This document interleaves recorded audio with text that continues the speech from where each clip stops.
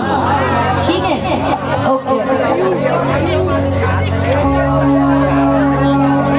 आयोजक दहार ले पुरजोर फरमाइश पंथी गीत के पानी कोई लगेगा भाई, पानी पानी वाली, पानी वाली।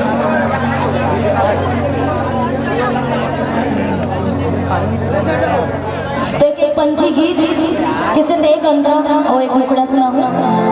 कब की बहुत ऐसे कलाकार मन हवे जेला मैं खुद भी देखना चाहत रहूं, नाचा के कलाकार हमला वो अवसर नहीं मिले कि हम नाचला वैसे देख सकत हूं। गांव में ही वो परंपरा और संस्कृति बचा है, तो मैं गांव में जितना भाई मामा थे होकर मन के सब लेते एक बार ताली बजाना चाहूँ। आप भी ताली बजाओ। नाचा परंपरा, नाचा संस्कृति जो हमारे छत्तीसगढ़ के नाट्य विधा है, ओला हमारे गांव के भाई मानी बचा के रखे है और नाट्य कलाकार मन बचा के रखे है, तो मन की प्रस्तुति होना है यहाँ पे। तो आप मन से मन जल्द से जल्द जुड़ा लेवो। फिर आयोजक भैया मन के फरमाइश है तो एक पंथी गीत प्रस्तुत करो।